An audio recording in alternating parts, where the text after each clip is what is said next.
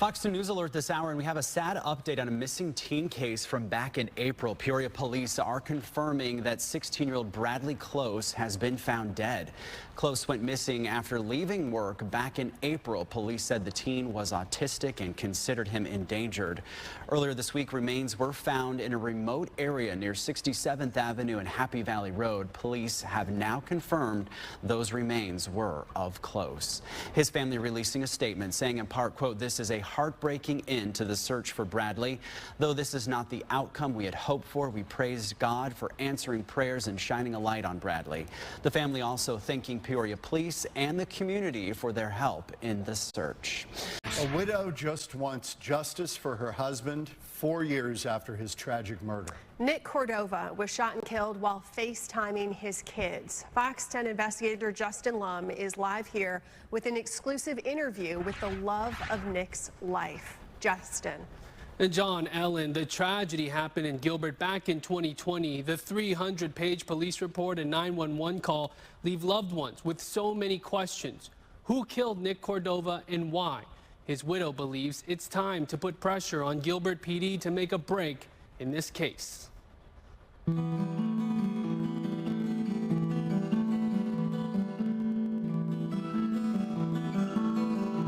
What makes a house a home? Look no further than the Cordova family. Photo frames act as time capsules. Yeah, and he had the best smile. Alicia Cordova is talking about her first love. Together, they had it all. Everyone said he had the Justin Bieber haircut, and I cut his hair. I do hair. Married in 2012, Nick and Alicia Cordova. Have all probably been sitting at that No, we just ended up getting on the road because we went to... They quickly started a family of 4. Did he want more? No, we were 2 and done. 2? Yeah, we had our son and we had our daughter. We said if we had 2 boys, he was like, we'd be done. I said, no, if we had 2 boys, we'd try for a third. I could have talked him into it. Let me see, how many did you do? Long before the house and 2 kids, Alicia and Nick met at a graduation party. And then at the end of the night, he was standing at the door when I left, and I was like, you're cute, you should give me your number. And so he gave me his number, and I feel like the rest is kind of history from there. It was the all-American love story, filled with unforgettable memories. Nick was the co-owner of Gilbert Air, a company specializing in air conditioning and heating services. Alicia says his goal was to build the business up so that one day he could retire early, spend more time with his family. He was gone a lot. He would leave sometimes before the kids got up. And then I'd be like, please be home before they go to bed so they can, see you. But he worked a lot and really tried to build the company up. And it was his 3rd baby. But he always FaceTimed his kids, Cruz and Capri, from the office. On May 27th, 2020, just after 5 in the evening, life for the Cordovas would change. I was in the kitchen and then I heard Capri say like something's wrong. And so I grabbed the phone and I couldn't see anything, but like my instincts just kicked in that something wasn't right. I could hear muffled noises, some yelling. And so I immediately took the phone and ran into my room where my phone was and called 911.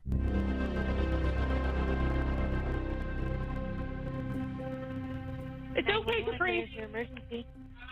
Yes, I'm on FaceTime with my husband. My kids are FaceTiming, and someone came in and started beating him. I think they have a gun. What's your address?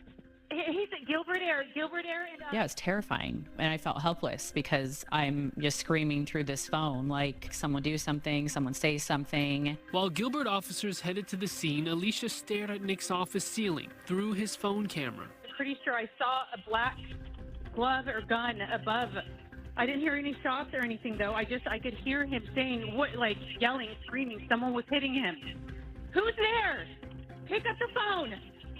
David who? Dave, pick up the phone.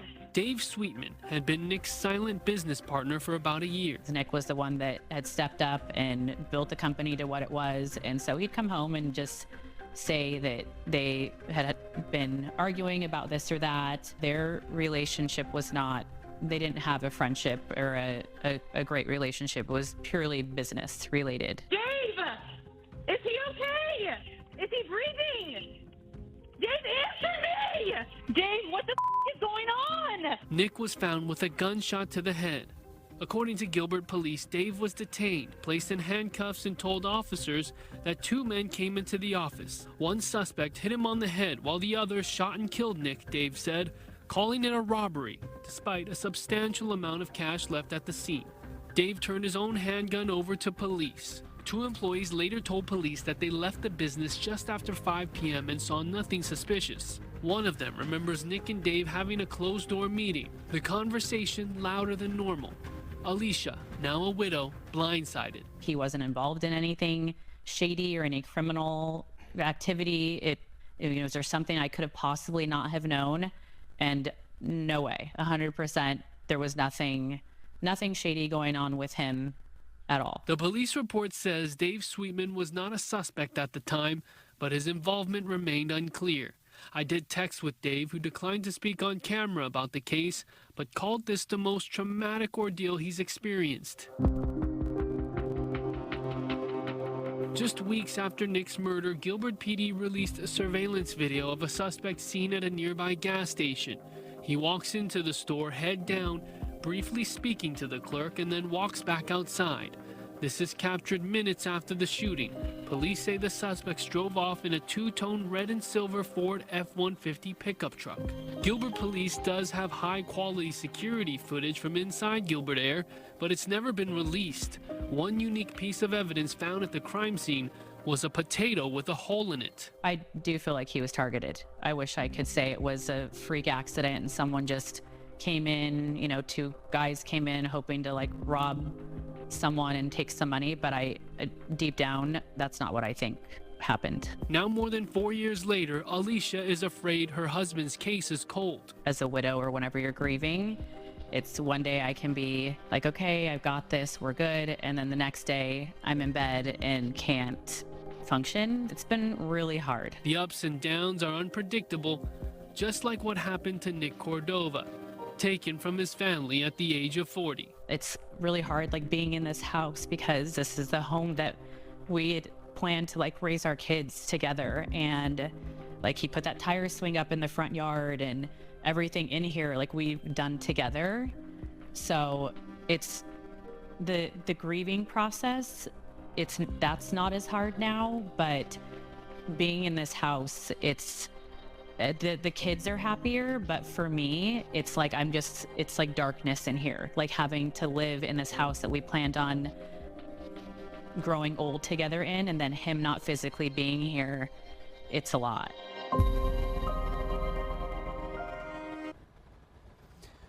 And we've asked Gilbert PD to speak about this case on camera. A spokesperson declined, saying this is an active investigation. It sounds like they're holding back that surveillance footage from inside the air conditioning office. Well, there's definitely a lot more, right, John? I mean, it's been 4 years since we've seen anything. Point. Yeah. I mean, what's the hang-up? We wonder the same thing. And for Alicia's family, they just want to see some effort in this, more effort, new leads. I mean, again, 4 years since we've seen that surveillance video. Somebody knows who that person is at that gas station.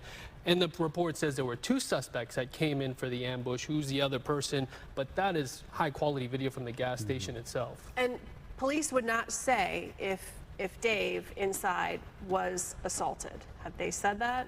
From what we know, there are no signs of any assault on this man. And again, we want to make it clear, he has not been named the suspect in this case. Okay. You mentioned the potato with a hole in it. That, I mean, this is out of the movies, but this was odd. A silencer. This was odd. Possibly could this have been some sort of silencer with a potato left at the scene with just a clear hole in it? I have not been able to see anything in the report that says what that was caused by, but definitely something strange that piqued our interest. Wow. Well, hopefully more discussion about this can help. Definitely. If anyone knows anything, you are urged to call Gilbert Police if you see anything that is suspicious or any signs that you could give some tips to for GPD. Yeah, and the person in that surveillance video, very clear. Somebody may know that person. Exactly. Okay. Justin, thank you.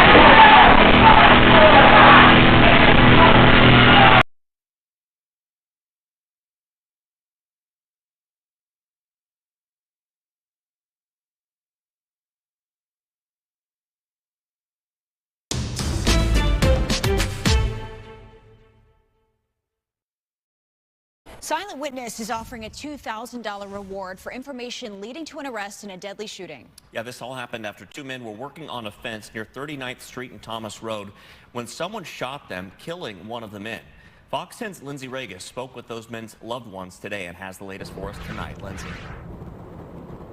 Mark and Christina, this has been extremely difficult for both families. This led to the death of a father of 3, and a 19-year-old is in the hospital fighting for his life. On September 1st, Leticia Avery's future with her husband flashed before her eyes as she witnessed a tragic shooting. 19-year-old Jamal Avery and his boss, 48-year-old Alan Whitworth, were packing up after fixing a fence near North 39th Street and Thomas Road when they were approached by a man. Honestly, I was there, so it was a stupid little argument. They didn't even physically fight. Dude left, came back with the gun. Alan's fiance, Mariah Avery, says Alan stepped in to protect Jamal, but was killed in the process. Got the call by like 8:18, and I was just in shock. Like I literally hung up. I couldn't hear I couldn't process what I was hearing.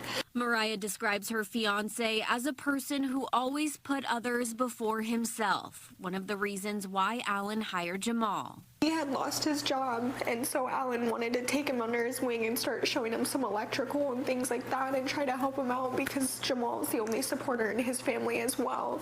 Jamal was shot twice, once in the chest and in the cheek. I was terrified that I was next, and I was also terrified that I lost my husband. Leticia called 911. Jamal went into surgery immediately and had his second surgery on Monday. He's fighting. He's fighting. He's a father of a 2-year-old boy with a baby girl on the way. Leticia is sticking by Jamal's side, and Mariah grieves as the love of her life died, saving her cousin's life. Like, he's everyone's hero. He was my hero. He's his daughter's hero, and that's exactly what he did. He saved Jamal's life, and I'm super thankful for him. I just wish he was here. Both Mariah and Leticia are asking for the public's help to find the man responsible. We deserve justice, and I don't think anyone who is capable of doing something so awful should be walking around free while Alan's life was taken.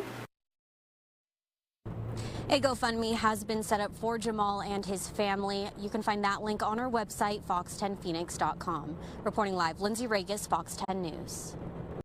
A house party in West Phoenix turns deadly. Officers found the victim overnight lying in the street near 47th Avenue in Thomas. And neighbors are afraid the criminals are taking over. Fox 10's Kinsey Beach joins us live tonight with the details. Kinsey. Yeah, guys, we spoke with a neighbor. His name's Juan, and he has 2 young kids, and he tells me there's continuous shootings in his neighborhood. It's gotten to the point that he fears for his own family's safety. This is a problem because it's just normal. 5 men detained at the scene. Phoenix police showcasing them one by one before taking all of them into custody. Chaos broke out just before 4:30 Saturday morning when things took a turn at a West Phoenix house party. One person was shot to death. Juan says the sound of gunshots are too common near 48th Lane in Windsor. Every day the area worries me. I've lived here for 10 years and I have small kids. It happens 2 or 3 times a week, the shootings. The unrest has led Juan to legally purchase firearms to protect his home, but still fears for the ones he loves. I can defend myself, but a kid who goes to school, a woman, or older person aren't protected. Now, there's still so many questions here. Let's talk about those men that we saw detained on this scene. We reached out to the Phoenix Police Department to see if there are any pending charges coming for those guys. But there's still, like I said, so many unanswered questions. We still don't know a name of a victim or any suspects. So you can find the latest information on fox10phoenix.com as we learn more. Reporting live tonight, Kinsey Beach, Fox 10 News.